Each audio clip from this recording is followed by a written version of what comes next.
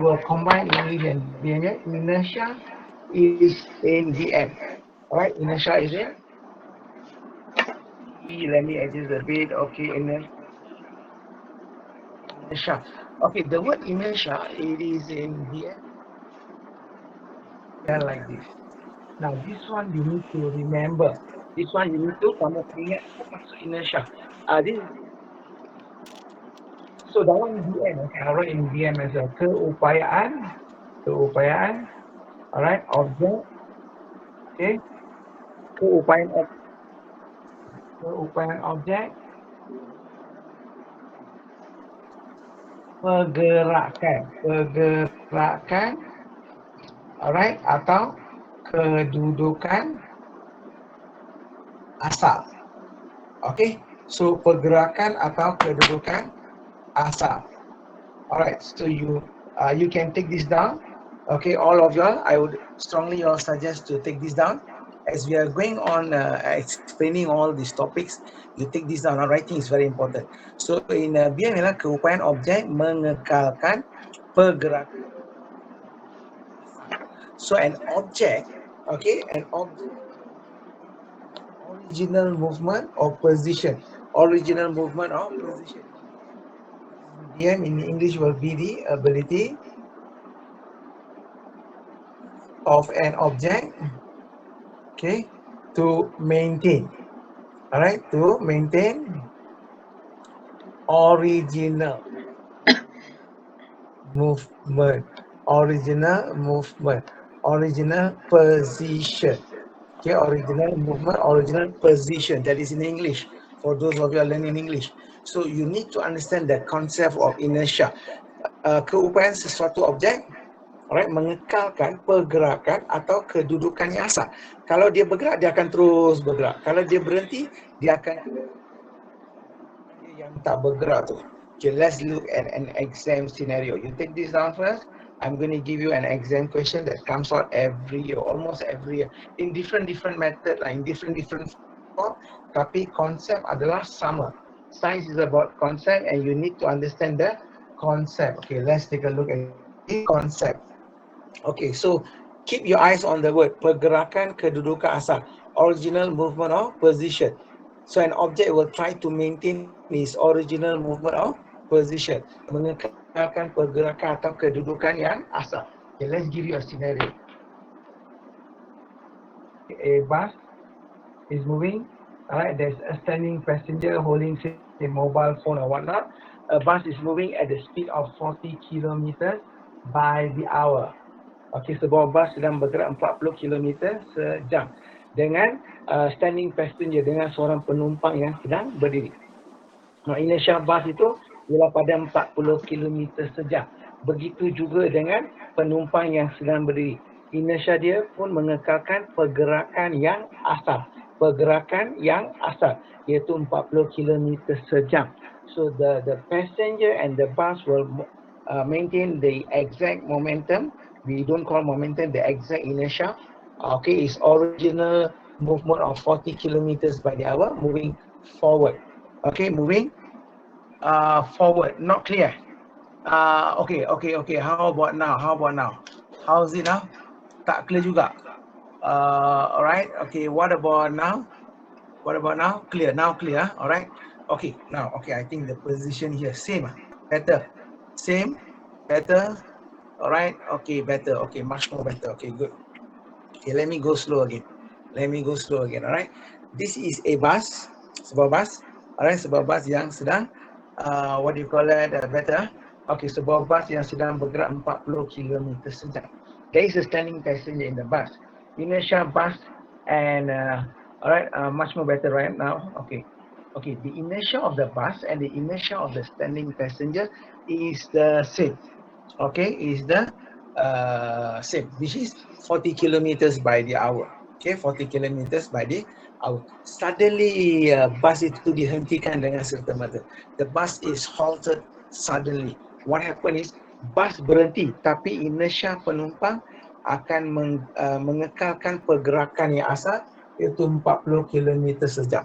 So penumpang akan terhumban ke hadapan pada kelajuan 40 km sejam dan dia akan mengalami kecederaan. So in the exam you need to explain when the bus is halted, bus berhenti dengan tiba-tiba. Inersia penumpang masih meneruskan pergerakan ke hadapan. Dia akan mengekalkan inersia yang awal, mengekalkan pergerakan yang awal. Pergerakan yang awal, yang asal tu, menyebabkan penumpang terhumban ke hadapan. So the standing passenger will be hurtled or hurled forward, thrown forward, right? And then mengalami kecederaan and causes injury. Alright, not clear. Okay, is it not clear? Okay, let me do some adjustment a bit. Okay, I hope this should be blur. Oh, really? Alright, okay. The picture is blur or my voice is blur? Picture, both. Voice, picture. Okay. Let's do some adjustment here. Wait, just one moment. Okay. How? Oh, picture really bad. Okay, how about now? Still blur. Oh, that's bad. Okay, let me try to adjust a little bit here and there. Okay, all right. I think this position is good due to the signal, I think. Okay, as long as you can hear, okay, very good. All right, blur already. Oh my God. Okay, all right. Let's try to adjust it again. Okay, I'm putting it at an angle now.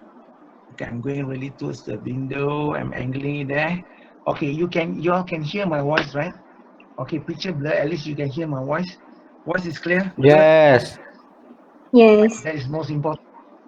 Okay, that's most important. All right. Okay, now what happens now? The passenger standing original movement forward. So he or she will be thrown forward and then will be injured. So that's how they answer in the exam. So inertia is about an object's ability, kebolehan sesuatu objek mengekalkan pergerakan yang asal atau kedudukan yang asal. Here is a clear scenario of pergerakan bus tersebut. Bus stop, orang tak stop, orang terus terhumban ke hadapan. So dia pernah tanya dalam SPM banyak kali dalam pelbagai jenis bentuk. Question they have asked bus, car, motorcycle. Yeah, if you can jot down, very good. The whole idea I'm putting on the whiteboard is for you all to jot down. Yeah, the points are very important here. You can see the definition I given you here, very sharp and very clear, very precise. Exam, you have to be very short and simple, very succinct. Succinct means ringkas, padat. All right, do not write lengthy answer. All right. Okay, Kansi really knows about, okay, doesn't matter, I will rewrite again. Okay, so you just remember, okay, inertia. Okay, I'm writing here again, and inertia, right? Inertia, very important. Okay, this is English. All right, inertia is not clear. Okay, never mind. I will just write here a bit. Okay, we try to adjust the camera later.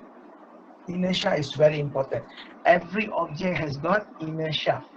Okay, an object will try to maintain. Okay, will maintain. Remember, akan kekalkan. What will an object do? An object will maintain. Maintain what? What do you mean maintain? Maintain original position. The original position, original movement. Okay, this is what you need to remember. That's why I gave you the definition, the same thing I'm writing again. All right, so in the bus just now, the standing passenger will continue to be moving forward. So he or she will be thrown forward. Dia akan tercampak, terhumban ke hadapan, lalu mengalami kecederaan. Alright, now then soalan pernah tanya, berikan dua cara. As long as you can hear what I'm talking, it will be very good. Okay, if the teacher goes off and on, never mind. Alright, now dia akan tanya awak, berikan dua cara, give two preventive measures, dua cara untuk mengatasi situasi tersebut, to overcome the problem. Number one, mematuhi had kelajuan. You can write that. So follow the speed limit. Secondly, elakkan membreak dengan serta-merta. Okay, avoid sudden braking. That is what according to the marking scheme is lah. Alright, why? Sudden braking. So inertia is something that is caused by an ability of an object. Dia nak kekalkan pergerakan atau kedudukan yang asal. So you need to remember this. Okay, remember this. I give you another contour of stationary. Let's talk about the bus again. Let's go back to the bus again. All right, let's go back to the bus again. This is the bus again. The same standing passenger. Okay, the same standing passenger. Masih lagi berdiri. Bus is at a traffic light. This is the traffic light. Lampu merah. The bus is at a traffic light. Suddenly the bus is driven. Dia pecutkan. Okay, the driver of the bus accelerates 1 meter forward. This passenger will fall back 1 meter backwards. See very clearly what's happening. When the bus is accelerated 1 meter forward, apabila bus dipecut 1 meter ke hadapan, penumpang akan jatuh ke belakang 1 meter juga. Why is that so? Trying to mengekalkan kedudukan asal. Look at my notes I given you, mengekalkan kedudukan asal. Okay? The inertia is trying to maintain original position. See, bus goes 1 meter forward, he falls back 1 meter backward. What does it tell you? Inertia of the standing passenger is trying to maintain original position. Picture blur now, my words are clear. As long as my words are clear, you can understand. We got issue with the picture here today. Okay, never mind. But you can hear what I'm trying to say. So there's a bus there, is not moving. Ada penumpang yang sedang berdiri. Apabila penumpang jatuh ke belakang 1 meter. Kenapa macam tu? Ianya cuba mengekalkan kedudukan yang asal. Remember, favorite question as far as exam is concerned. Inertia. So inertia is very important. Alright, okay, maybe the picture is a bit blur, but you can hear what I'm talking is very good already. Okay, let's give you a scenario. Better you can hear me. As far as you can hear me, it's good enough. I give you an example of scenario. A big ship, kapal besar. Okay, I'm going to change the scenario. Alright, now we're talking about a big ship, kapal besar. Alright, this is supposedly a big ship lah. Bandingkan dengan satu sampan. Okay, satu sampan. So a ship and a boat. Now, the ship has got higher mass. Okay, the ship has got high mass. Jisim tinggi. So it has got higher mass. Jisim. What is mass? What is jisim? Dia bukan berat, bukan berat. Mass is not berat. Jisim is not weight. Bukan. Mass ialah kandungan, the content. Jisim is kandungan. English we say mass. Mass is the content. So it's got nothing to do with the berat. Berat is the pull of gravity, magnetic pull. Okay, when you're standing on planet Earth, there's a magnet inside. So the pull of magnet is the one that causes the weight, berat. But now we are not talking about that. We are talking purely about kandungan. What is inside? What is the content? So a ship, kapal yang besar, technically has got bigger mass. Alright, bigger mass, bigger jisim. Therefore, inertia, right? Okay, the inertia is much more bigger.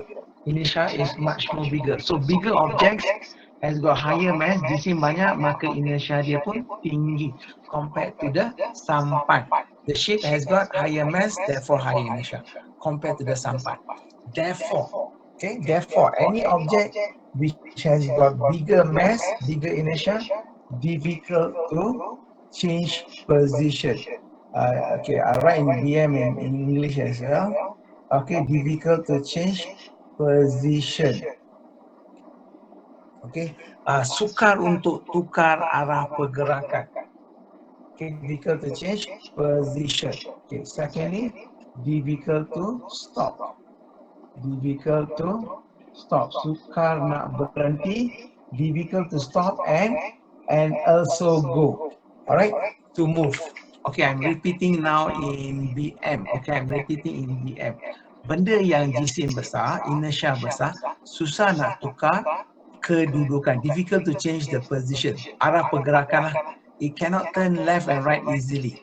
Cannot turn left and right easily. So a big ship will find huge difficulty in changing direction. Okay, sukar nak tukar pergerakan. And then dia sukar nak berhenti dan sukar nak bergerak. So any big object, okay, will have difficulty in moving, difficulty in stopping because of the big inertia. Why big inertia? Due to the huge mass.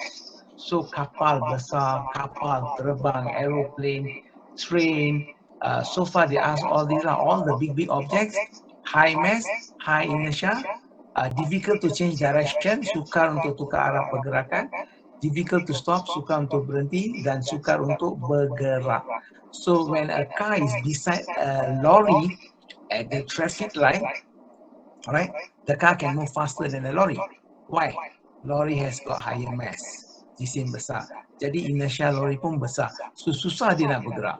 Tapi bila lorry dah mula bergerak, susah untuk dia berhenti. Kereta api pun sama. Kereta api mula-mula bergerak very slow. Bila dah laju betul, susah nak dia berhenti. And nak tukar arah pergerakan, objek besar memang sukar. Difficult to change direction, change position or direction. Alright, so remember that. And this has come out in different bentuk soalan. One favorite SPM exam question is this. A boy is being chased by a cow. Seorang budak dikejar oleh seekor lembu atau kerbau lah. Nah, apakah yang patut dilakukan oleh budak tersebut supaya terselamat daripada lembu tersebut?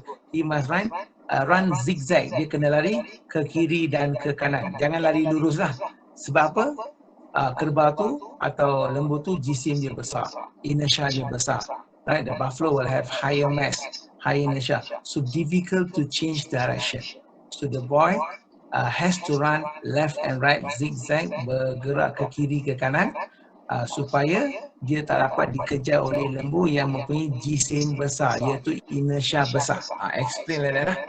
Right? So any big animals chasing you, if they ask you in the exam, you say the animal cannot run left and right quickly. Dia tak boleh tukar arah pergerakan dengan cepat. So you will have an advantage if you are smaller and thinner, awak kecil, jisim pun kecil, inertia pun kecil, kiri dengan kanan dengan cepat. Okay, so remember that there is one trend in the exam talking about inertia. Okay, talking about inertia. So the bigger the object, semakin banyak dia punya size tinggi, inertia tinggi, maka ingat sukar berhenti, difficult to stop, sukar untuk bergerak from standpoint, daripada standstill susah nak bergerak. Right? So kapal sukar bergerak, once dah bergerak sukar berhenti, and difficult to change direction. This one is SPM favorite area. Okay, and then haven't finished yet. They will ask you to compare with momentum. Alright, now we need to compare with momentum. So the formula for momentum. Okay, this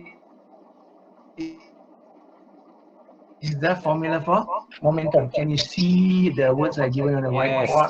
Okay, good. Okay, M is momentum. Okay, N is what? M is momentum. M is mass, jisim dalam BM. V is velocity. Okay, so this is your formula. Alright, the formulas are all in English. Okay, let's translate to BM. Inilah jisim. Alright, ini pula ialah halaju. Okay, velocity is, this is kg. Remember this, mass kita guna kg. Velocity ialah m/s-1, meter per second. Meter sesaat. So it is now 20 kg. An object is 20 kg. 2 meter per second. Okay, 20 times 2, 40. Right? Kg. Meter per second. That is the momentum of this object. Okay, the momentum of this object is the mass times the velocity. You get 40 kg meter per second. Remember, meter per second. Okay, So you increase the mass, you increase the momentum. Increase the halaju, what you call it, velocity, you will increase the momentum. Momentum is dependable on jisim and also halaju lah. Semakin tinggi jisim, semakin tinggi momentum. Semakin tinggi dia punya velocity. Velocity means meter per second. Here we are using meter per second. Alright, so you times it. Momentum is sifar kalau objek tak bergerak.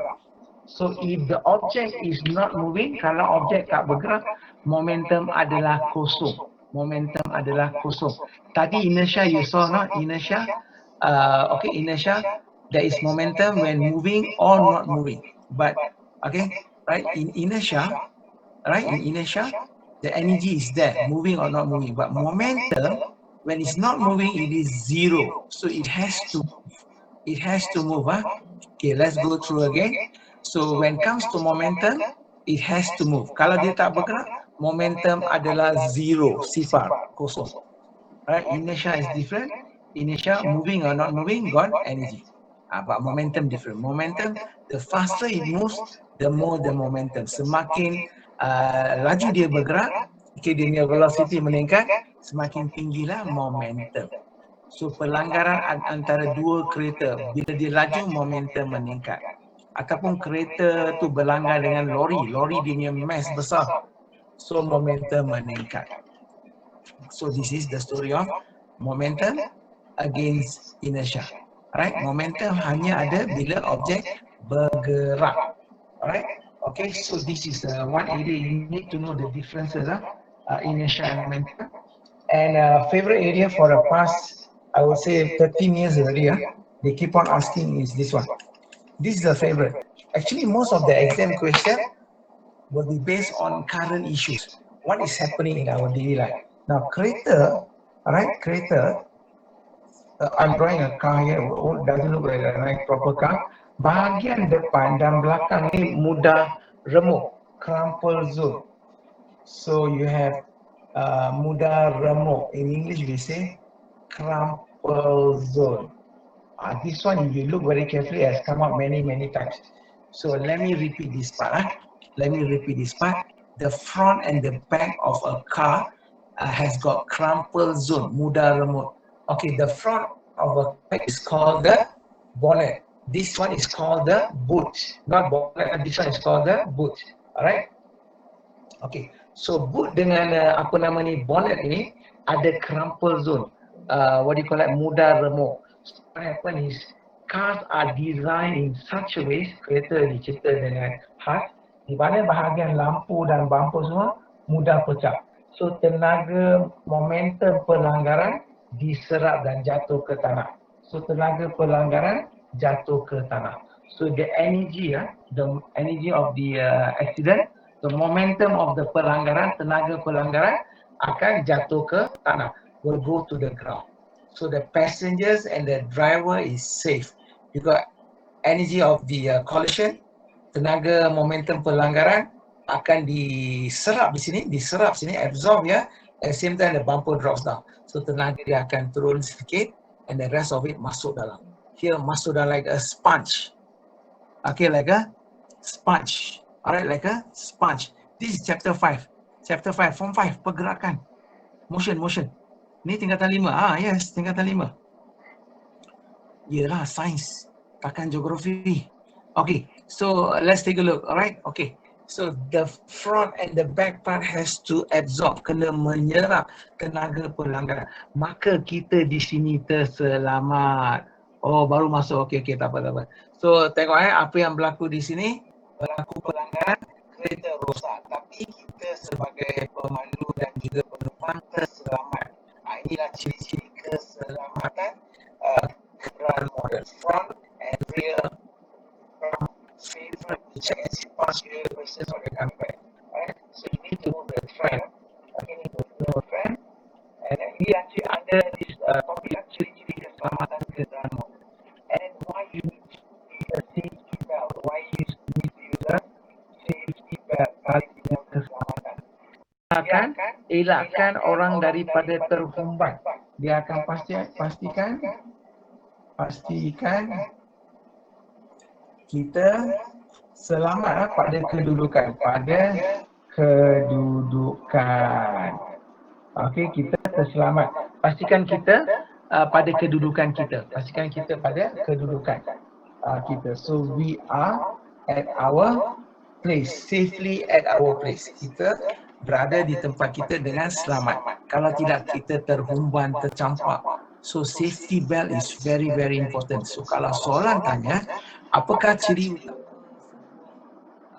kereta moden, kamu kena cerita tali pinggang keselamatan ialah ciri utama. Why?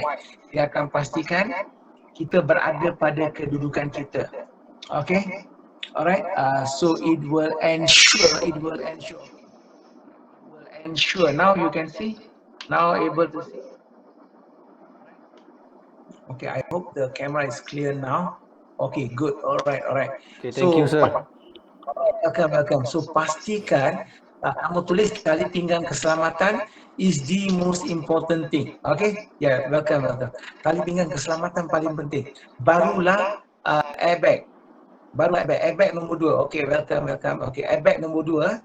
So safety belt number 1 first. So kalau kita masuk dalam satu kereta yang ada airbag, then kita kata, alah tak payah pakai belt lah, airbag dah ada dah. Habis. Kita boleh mati kerana airbag. Airbag akan keluar dengan begitu laju, 300 km sejam. Kena muka, bahagian muka semua akan pecah. So number 1 ialah safety belt, dibantu. Okay, the keyword ialah dibantu, assisted by airbag. So airbag is just secondary only. Number 1 is primary is safety belt. SPM favorite question. Remember, safety belt first, followed by airbag. Alright. Okay, these are the ciri-ciri that you need to remember. Oh yes, airbag bukan saja lemah. Ramai orang yang pecah muka dia. Sebab apa tau? You see the car, you don't wear your belt. Airbag is deployed at 300 km by the hour. Lemah satu, tak apa, pecah muka, hancur. I've seen a few accidents like this before. So you enter a car with airbag, make sure you wear your belt. Very, very important. Right? Okay. Now I give you another scenario yang pernah keluar dalam exam. Alright, yang pernah keluar dalam exam. Kenapa penumpang di belakang the rear seat passenger must wear? Okay, let's take a look. Alright. Now inilah kereta. Penumpang dekat belakang. Okay, ini dekat depan. Alright, kenapa? Okay, soalan pernah keluar. Why rear seat passenger penumpang belakang kena pakai belt? You see, this guy, kalau dia tak pakai belt, dia akan langgar orang depan dengan kekuatan 3000 kg. 3000 kg is 3 ton no. Seekor gajah Asia di tempat duduk belakang. So 3000 kg is the impact of an Asian elephant in the back seat. So this guy tak pakai belt, dia langgar depan, this guy hancur dia, patah tulang semua, dah mampus. Okay, already dead. Alright. Itu baru beratnya 50 kg. Kita buat andaian berat dia tadi 50 kg. Okay. So now this guy is 50 kg. And then the speed is 50 km by the hour. You tengok betul-betul penumpang ni 50 kg saja. Okay, 50 kg. Kelajuan 50 km sejam sahaja. Tapi bila berlaku pelanggaran, this guy is putting the hammer the guy in front. This is the 3000 kg. 3 ton. Berat seekor gajah ya. Belakang langgar hancur. Stack gone, tulang belakang semua gone. You can never leave. Okay, you hit by an elephant actually. So it is very important to wear safety belt at the back. So this kind of question has come out. So you need to know why safety belt is so important. Why rear seat passengers need to wear seat belt. Kenapa penumpang belakang harus pakai tali pinggang keselamatan? Bukan untuk keselamatan orang dekat depan, untuk keselamatan dia juga. Tapi orang ni akan mati. So it's very important for you to understand this sebagai pernah tanya dalam exam. Alright, okay, let's go on to another example, another very important point. We are talking about prinsip Bernoulli. Okay, I want to talk about prinsip Bernoulli. Prinsip Bernoulli is a very, very important process. Bernoulli principle. Let's do Bernoulli principle. Okay, Bernoulli principle. Now, Bernoulli principle, I just touch it for you all. Okay, alright, Bernoulli Bernoulli principle works like this. Bernoulli principle works like this. Okay, let's make it lagi tajam sikit. Okay, so this was created many years ago. Inilah sayap aerofoil. This is what we call sayap aerofoil. Okay, sayap aerofoil ni untuk kapal terbang. Alright, kapal terbang. Alright, let's take a look at this sayap aerofoil kapal terbang. Alright, okay, let's take a look. Okay, I try a little bit lower again. Okay, sayap aerofoil dia macam ni. Let me try a little bit. Sayap aerofoil macam ni. Nah, udara akan bergerak dengan laju di atas. Udara bergerak laju di atas, so tekanan rendah, low pressure. Udara akan bergerak perlahan di sini. So sini tekanan lebih tinggi. So daya tuja ke atas sayap kapal terbang. This provides an upthrust. Okay, I repeat, apabila udara kena bahagian depan, dia turun dengan laju. So udara bergerak laju, so tekanan rendah, low pressure above the wings. Okay, low pressure above the wings, tekanan rendah di atas sayap. Maka tekanan lebih tinggi, tekanan tinggi. Satu daya tuja. Okay, daya dia angkat. Okay, uplift. So upthrust, you can say uplift, upthrust. So this one carries the wings. Kapal terbang naik ke atas. This is very important in the exam. This has come up many times tentang kegunaan sayap aerofoil yang menggunakan, this is called sayap aerofoil yang digunakan untuk kapal terbang. So you need to remember about this sayap aerofoil. So pergerakan udara yang laju di atas menghasilkan tekanan rendah, low pressure, tekanan udara yang lambat di bawah, menghasilkan tekanan tinggi, high pressure. This provides an uplift, daya tuja. Okay, daya upthrust. You can use the word upthrust in English, no problem. Alright, so mengangkat sayap kapal terbang. When it comes to language, keep the language as simple as possible. Examiners should never ever be confused with the words we use. Guna ayat-ayat yang mudah dan simple, okay, untuk menerangkan konsep. Jangan tulis ayat panjang-panjang. As far as science is concerned, it's all factual, fakta saja. So we put the facts, we put it very short, very simple, and get your marks. So we don't write extravaganza, we don't write a lot. No, we don't do all that. Keep it short and simple. Okay, so let's take a look at the sayap aerofoil. We saw this. This is a very important concept. Okay, there's another concept that we need to look at. Thinking of certain areas in motion, topik paling panjang dalam form 5 ialah bab 5. Bukan saja bab 1 yang banyak, bab 5 tu bab 1 form 5 and this chapter in form 5, this is chapter 1, alright. Topik memang banyak, tapi very interesting. This is all physics. Talking about heli pernah keluar dalam exam. Nothing to do with the recent heli that dropped down. Okay, heli they asked before. Okay, I just tell you about the heli lah. Heli daya angkat, daya tuja sama. Same. Daya angkat, daya tuja same. Alright, just that different word they are the same. Angkat, daya tuja semua same. Okay, let's talk about this heli ni. Alright, let's talk about heli. Nah, apabila bilah rotor, okay, we call this bilah rotor. English call rotor blade. Okay, rotor blade. If you interchange English BM, no problem. As long as you are explaining science in your answers, you will get your marks. Don't worry about mixing English BM or that. You have to be factually correct. Dari segi fakta kena betul. Okay, so don't worry about that. I've been doing this for 28 years in all the top schools in Malaysia. Namakan sekolah-sekolah yang terkenal dekat Malaysia ada 22 yang belajar dalam bahasa Inggeris lah. Okay, I do seminars and workshop for them for like 20 years. For Bio, I do for MRSM and Maktab Tentera and all the top schools lah, of course, the IIC and all the top schools. And I've written 28 Bio and Science books. Okay, later, towards the end, I'll show you my book. I'm selling it at the song. Selling at the song is very cheap lah. Harga dulu ialah RM25 hingga RM30, buku paling mahal di Malaysia. Now I'm clearing at RM10 only for 28 books because next year tak boleh pakai dah. Next year new syllabus. Okay, so I'm not going to write any book at the moment. It is in English, but anybody can read. Anybody can read. It is in English. It's meant for all the top schools lah. Alright, so I tulis dalam bahasa Inggeris. Right. This will be the book. This is my book, right? This book written in English sebab apa? Sebab all the top schools belajar dalam bahasa Inggeris. I'm RSM. All of them learn in English. They don't learn in DML, so biology all I write in English. Alright, tujah ke depan later. Tujah ke depan. Tujah ke depan, sini. Daya angkat ke atas. Serilah gesiran. Alright, we'll come to that. Don't worry, that one very easy. Okay, later I'll explain to you about my book. Apabila rotor berputar dengan laju, putaran yang laju, bila rotor laju, udara disebut masuk ke bawah. So di sini atas ni tekanan rendah, sini tekanan tinggi. Repeat lah, dia macam kipas dekat rumah. Bila dia dengan laju, udara masuk ke bawah, udara turun. So atas ni kosong. At the top there becomes empty, so low pressure. Tekanan rendah, bawah pula tekanan tinggi. So this tekanan tinggi will actually give daya tujah. Okay, I'm using the word daya tujah, daya angkat, daya tujah.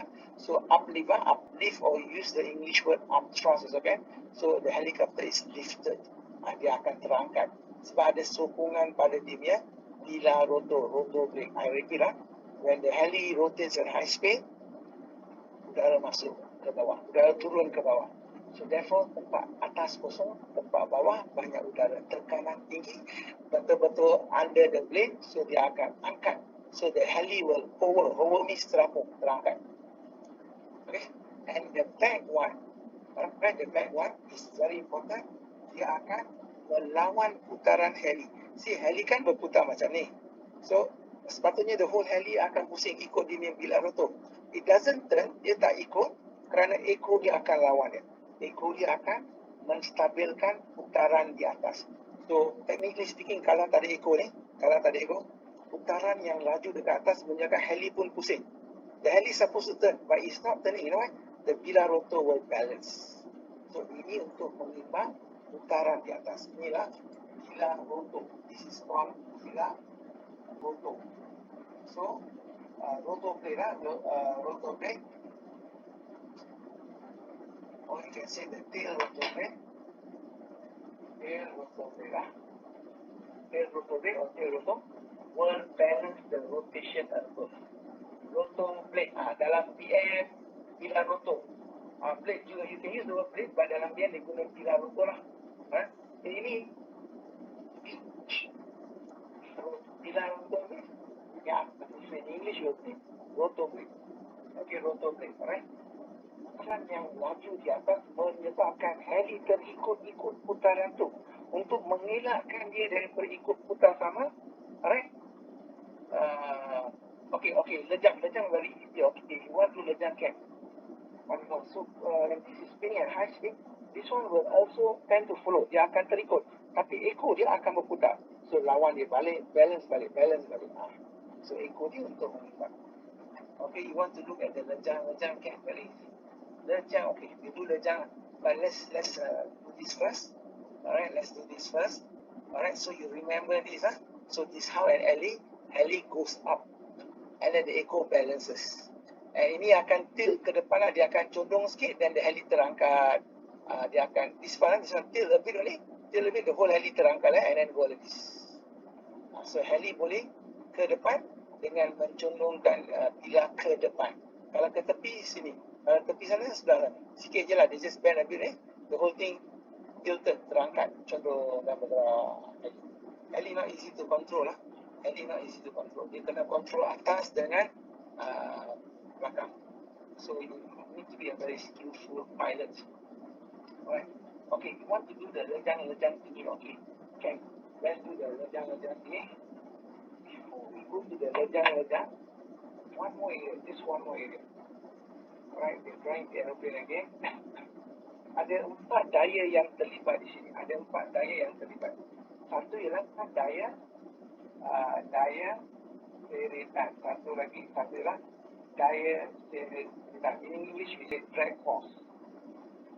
Daya gesiran. Alright.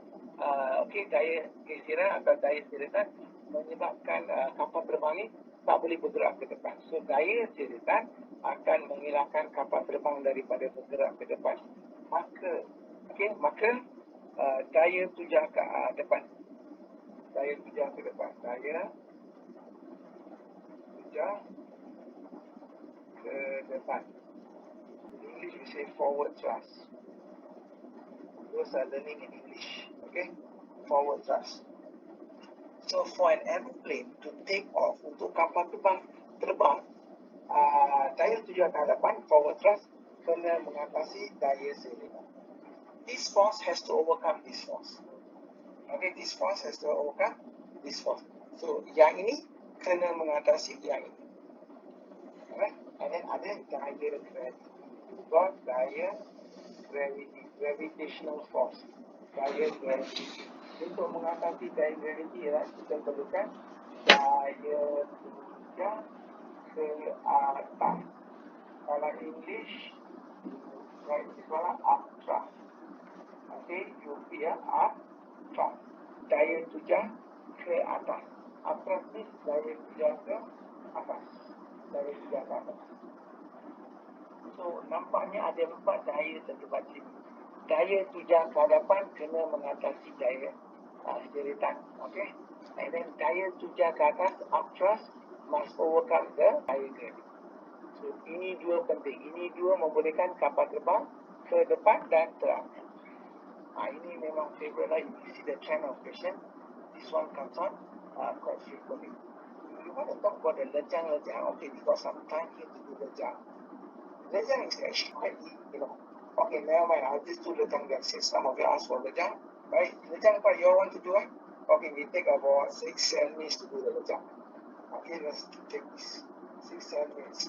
Okay, sebuah kereta biasa ada 4 piston. Setiap piston ada 4 kitaran. Okay, setiap piston ada 4 kitaran. This one lejang arohan. Okay, this is called lejang arohan. Lejang induction stroke. Okay, I explain very simple induction stroke. Okay, lejang arohan, very easy. Okay, sebuah kereta ada 4 piston. Every piston akan turun dan naik 4 kali. So inilah lejang pertama. This is the first one. Okay, I just tell you if you can remember. Dalam lejang arohan, induction stroke, piston turun bawah. Okay, piston turun bawah. Campuran bahan api dan udara masuk dalam. So, ada campuran bahan api. You want to petrol, okay? Bahan api dan udara. Okay, campuran udara dan bahan api masuk. Dan diinjak masuk. This is called injak masuk. Injak masuk. Intake valve. English we say intake valve. Alright, I think it's a bit blur there. Okay, I'm reading to you this blur. Campuran bahan api dan udara masuk. Masuk dari apa? Injak masuk. This is injak masuk. Not clear. Okay, let me describe it again. So it enters via injak masuk. It will enter via injak masuk. In English we say intake valve. Right, intake valve. So a mixture of air. Okay, I do the translation in English. Mixture of air and fuel enters. Mixture of air and fuel enters via intake valve. Masuk sini. And you must mention, it's not clear. Let me just. Okay, teacher. Okay, I think should be a little bit. Alright. Okay, let me change. Okay, teacher, not clear. Never mind. We will go through. And then you need to mention exhaust valve is closed. Exhaust valve. So injak exhaust tertutup. Okay, injak exhaust tertutup. Remember, this is lejang arohan. This is lejang arohan. Okay, then we're looking at the next one. Lejang mampatan. Compression stroke. Lejang mampatan. Okay, in English we say compression. Remember, ombong turun bawah. campuran bahan api dan udara sudah masuk. The next one, ombak akan naik ke atas, alright, ombak akan naik ke atas, lalu memampatkan bahan api dan udara. Okay, you see, see very carefully. Alright, ombak turun bawah, right, ombak turun bawah, and then now the ombak go up, and memampatkan campuran bahan api dan udara. So, ombak naik, lalu mampat campuran bahan api dan udara. Okay, those who are writing in English, I translate to you. Okay, piston goes up and compresses. Okay, compresses mixture of fuel and air. So the ombak go up, the piston goes up, lalu memampatkan bahan api, compresses the mixture of fuel and air. Then you need to explain both the valves are closed. Both the valves are closed. You need to explain both the valves are closed. So this is lejang mampatan. Remember, piston goes down, piston goes up. Bahan api dimampat, bahan api dimampat. And then both the valves are closed. Dua-dua injak tertutup. So you need to explain the exam. Both the valves are closed. Alright? Okay. Now, let's go to the third one. Very important. The third one is very, very important. The third one is lejang master, power stroke. Okay, this one is very important. Lejang master, English is power stroke. Okay, here you have, what do you call it? Spark plug. Spark plug is next called palang pencucuk. Palang pencucuk. Alright? Palang pencucuk, spark plug. This is the one that will ignite, menyalakan campuran bahan api dan udara. So, dia akan terbakar. Dia akan terbakar and piston terbakar. So, di sini berlaku pembakaran. Palang pencucuk, I go slow. Palang pencucuk akan menyalakan, menyalakan campuran bahan api dan udara. So, the spark plug will ignite the mixture of air and fuel. Berlaku pembakaran. There will be an explosion there. Berlaku letupan di sana.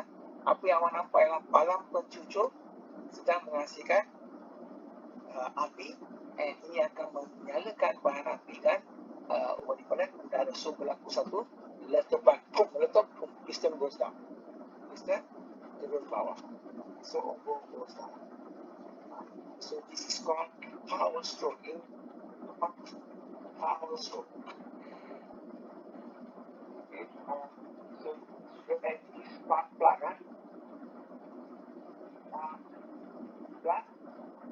Igniting, menyalakan. Spark plug will ignite. Okay, will ignite the mixture of air and fuel. Okay, and then berlakulah satu explosion.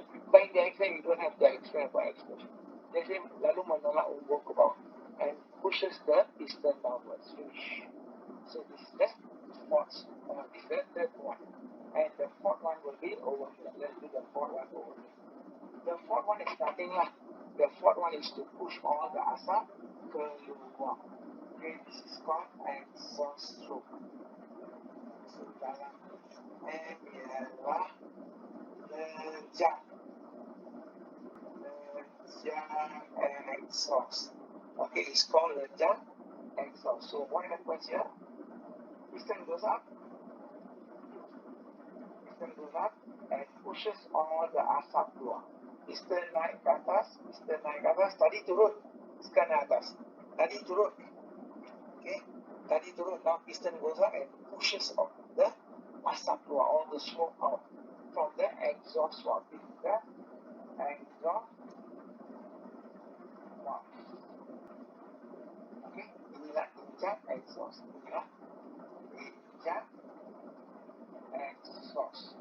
So kita dah lihat 4 stroke. Okay, we see 4 stroke. So 4 stroke, yeah, it's kind of important because it comes on the exam, especially between petrol, diesel. You need to know that part. Okay, you need to know that part. Alright. The teacher not clear, never mind. Teacher not clear tak apa. Yang paling penting, kamu boleh faham inilah exhaust stroke, lejak exhaust, piston naik ke atas, menolak keluar asap keluar. Alright, teacher not very. Alright, okay, boleh faham. Yang paling penting boleh faham. Asap akan keluar apabila ombung menolak keluar asap melalui injak exhaust. Ini yang dikatakan force stroke, 4 lejang. Okay, 4 lejang. Kalau motosikal dia guna 2 lejang, ini guna 4 lejang. Kalau soalan tanya mana lagi bagus, of course 4 lejang bagus. Kenapa 4 lejang bagus? Maknanya kurang bunyi, kurang asap. So, person ask will ask you why force stroke is good. Force stroke jimat minyak. Force stroke kurang pencemaran. Less smoke, less pollution, less fuel. Engine kurang bising, engine less noisy, kurang bising. So technically speaking, 4 stroke lagi bagus. Engine dia tak bising macam motosikal 2 stroke bising. Dan kurang asap, so kurang pencemaran bunyi, kurang pencemaran asap, menjimatkan minyak. And engine 4 stroke lebih cekap lah sebab dia kurang guna minyak. So lebih cekap. So technically speaking, soalan ni pernah keluar banyak kali. So you kena beritahu engine 4 stroke jauh lebih selamat, jauh lebih jimat, and then kurang bising, kurang asap, and it's far more cekap lah. But this is the engine part which you need to remember lah. Ini memang boleh dikatakan topik yang penting. Okay, before we go any further, we don't have much time. Okay, I will let you know. Okay, dia macam ni. Okay, kalau you are interested lah, this book saya, buku paling mahal di Malaysia lah buku saya. Used to sell for 25 ringgit, 30 ringgit. I'm clearing at 10 ringgit. Hanya ada 28 buku. You can contact me at my number here if you want further details. Alright, or you can go to my okay, this is who I am on Facebook, Paul Raj. If you go to Paul Raj, you see a biology book logo there. Gold color is me here. I'm doing a soalan, what do you call it, for all the top schools. Selain dia tulis buku, I'm doing questions for top schools. Now I'm selling in PDF form, soalan format ikut SPM, kertas 1, kertas 2, lengkap dengan skema penjawapan. Memang ikut skema lah, saya ni semua ikut skema sebab saya buat ceramah dekat top school. So there is a two set of questions. I'm selling at ringgit. Yeah, the book is, you can go and see that there's only one book there, biology. Alright, biology is the logo, it is biology and science. Alright, now the PDF version ialah kertas 1 dan kertas 2, dua set complete. When I say complete means betul-betul ikut skema. Ini bukan clue. Buat peribahasa. Okay, this one I did peribahasa. Atas permintaan ramai, I did peribahasa. Selama ni saya buat English je. Everybody was asking. Finally, I did peribahasa. Complete version, ikut marking scheme. Saya ni memang ikut marking scheme sebab saya buat to all the top schools in Malaysia. So, kena buat ikut marking scheme. Okay, sekolah-sekolah ikut saya ni, cara-cara ikut scheme.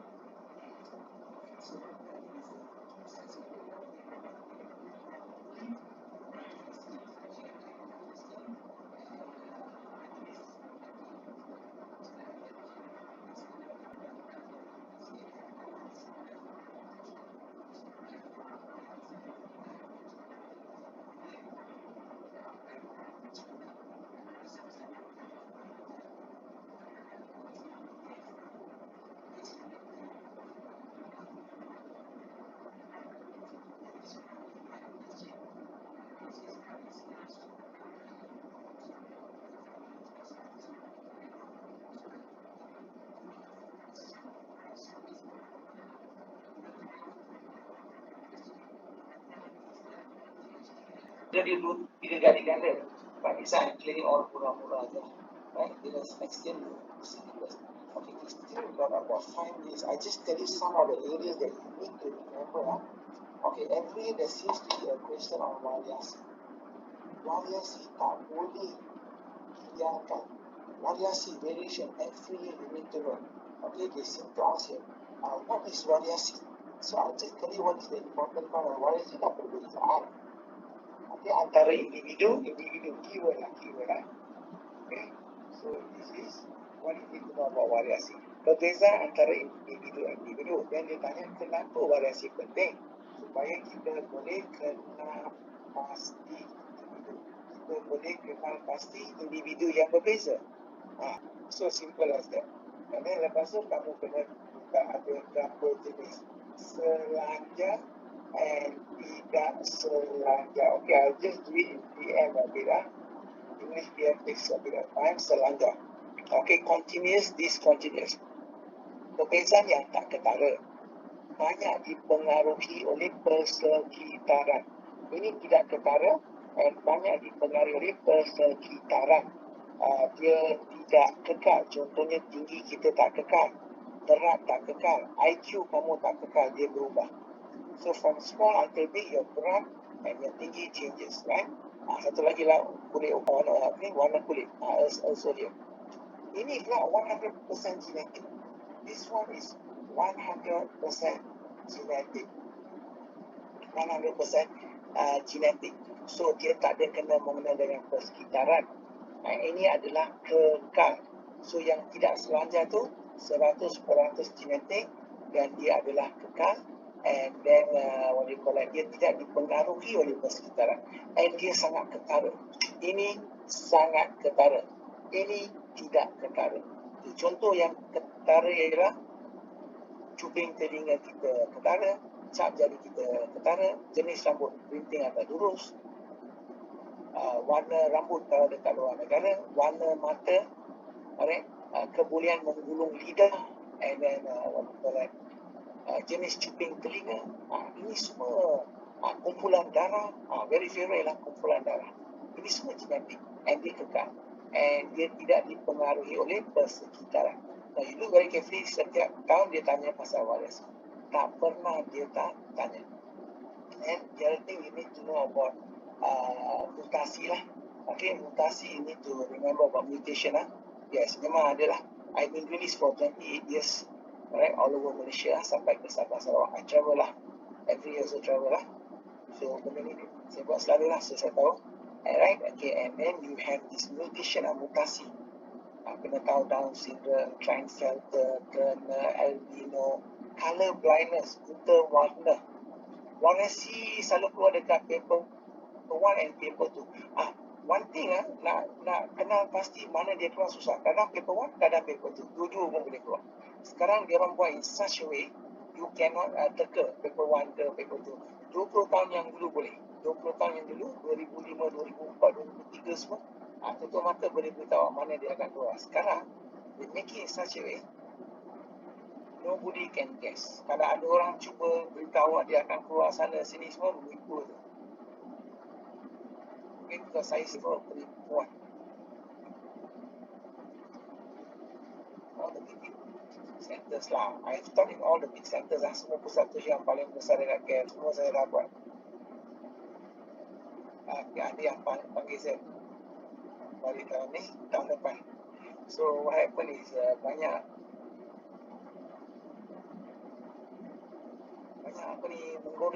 menggoreng student, which is not good lah. I tell you straightforward. And one more thing you need to remember is this one. Sistem saraf endokrin. Endokrin year in year out memang keluar, tak pernah tak keluar. So endokrin you kena tahu thyroid gland, adrenal, pancreas. That one memang net shot every year keluar, tak pernah tak keluar. You check past year question 30 lebih tahun, every year dia mesti tanya. And then one more thing you need to know is about alloy. Alloy memang favorite. Alloy is a favorite. Alright, you need to know about alloy.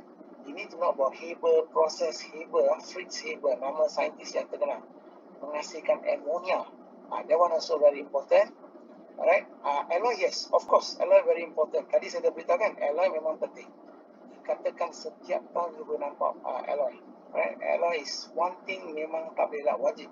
Alloy logam pun ada, bukan logam pun ada. Dia macam ni. Okay, let's talk about alloy. Dia logam dengan bukan logam dengan logam. Okay, dia logam dengan bukan logam pun ada. So kena ingat dia ada dua jenis. Okey, so saya cerita sikit pasal alloy ni. Satu logam dengan logam. Contohnya aluminium campur dengan say magnesium dengan mangan dapat duralumin yang buat badan kapal terbang. Aluminium plus mangan plus magnesium plus copper you get badan kapal terbang. Yang ini contoh besi dengan karbon. Besi dengan karbon kamu dapat keluli.